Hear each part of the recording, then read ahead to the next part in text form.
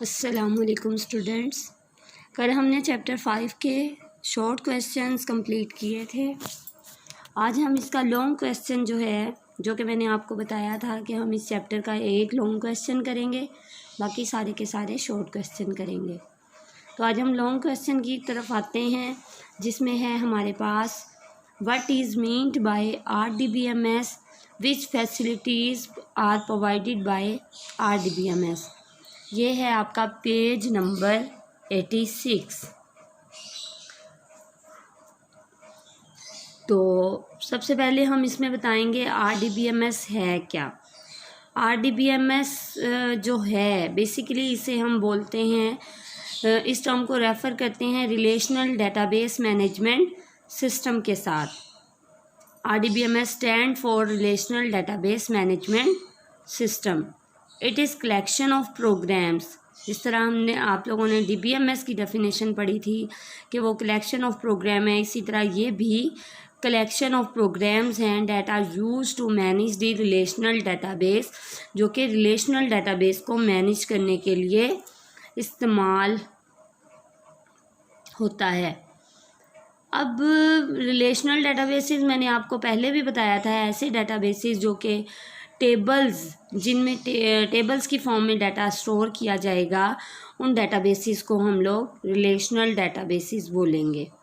A relational database system provide various operations use to manipulate the data in the database tables. जो relational database system होते हैं वो operations provide करते हैं ताकि डेटाबेस टेबल्स के अंदर मौजूद डाटा को मैनिपुलेट कर सकें, उन्हें प्रोसेस कर सकें। नेक्स्ट है हमारे पास facilities provided by RDBMS। RDBMS हमें कौन कौन सी फैसिलिटीज़ प्रोवाइड करता है। Some important facilities provided by RDBMS are as follows: data security, data integrity, data independence, data sharing, backup and recovery. अब इन टर्म्स का जो है टर्म्स की डिटेल जो है हमारे पास इस चैप्टर में नहीं दी हुई, तो इन टर्म्स की डिटेल, ये क्वेश्चन जो है आपका 8 मार्क्स का आता होता है। इन टर्म्स की डिटेल हम पीछे जो आप लोगों ने चैप्टर 1 में पढ़ी थी वहाँ से करेंगे। तो चैप्टर 1 का हमारे पास क्वेश्चन नंबर 10 है, जिसमें जो है डेटाबेस के मेजर जो है ऑब्जेक्टिव्स दिए हुए हैं। फर्स्ट इसमें से हम डाटा इंटीग्रिटी की डेफिनेशन ले लेंगे, जो कि आपको टीचर सहर ने पहले करवा दी थी। Data integrity means the reliability and accuracy of data. If a data item is stored in several files then all files must be updated. अगर मतलब कि आपका डाटा बहुत सारी फाइल्स में सेव है तो तमाम की तमाम फाइल्स अपडेट होनी चाहिए, चेंज होनी चाहिए। अगर आप उसके अंदर एक फ़ाइल के अंदर डाटा चेंज कर रहे हैं तो बाकी तमाम फाइल्स के अंदर भी उसी टाइम चेंज हो जाना चाहिए। In a database only 1 copy of data is kept. क्योंकि डेटाबेस के अंदर सिर्फ एक कॉपी जो है रखी जाती है, therefore the data is more consistent. इस वजह से डेटाबेस के अंदर डाटा जो है ज़्यादा कंसिस्टेंट होता है। नेक्स्ट वन है हमारे पास, इसका आप इतने, इस टर्म को आप इतना डिफाइन कर दोगे। नेक्स्ट डाटा इंडिपेंडेंस के बारे में है। डेटाबेस हमें जो है डाटा इंडिपेंडेंस की फैसिलिटी भी देता है। द डाटा स्ट्रक्चर ऑफ, अब हम जो है यहाँ पे जस्ट डेटाबेस नहीं राइट करेंगे, RDBMS राइट करेंगे स्टार्ट में। जहाँ पे लिखा हुआ है database provide the facility of data independence, आप लोग राइट करोगे RDBMS provide the facility of data independence. Mean जहाँ पे डेटाबेस लिखा हुआ है या DBMS मैनेजमेंट सिस्टम लिखा हुआ है वहाँ पे आप लोग RDBMS राइट कर लोगे।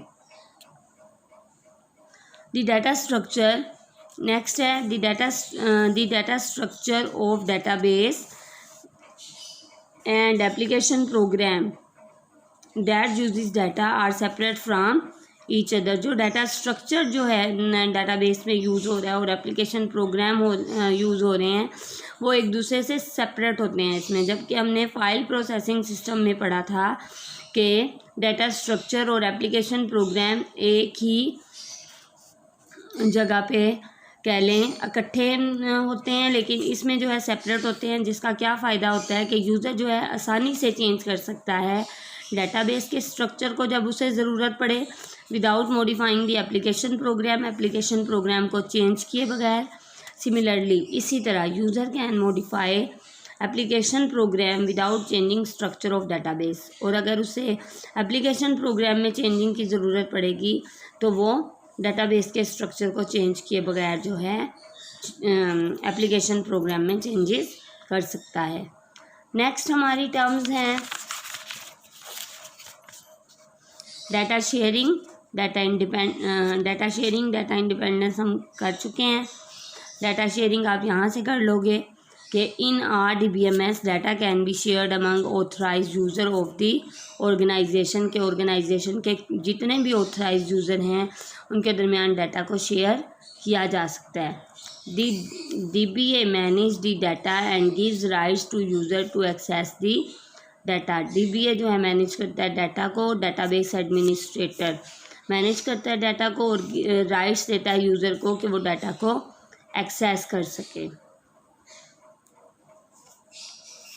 नेक्स्ट वन है हमारे पास डाटा सिक्योरिटी।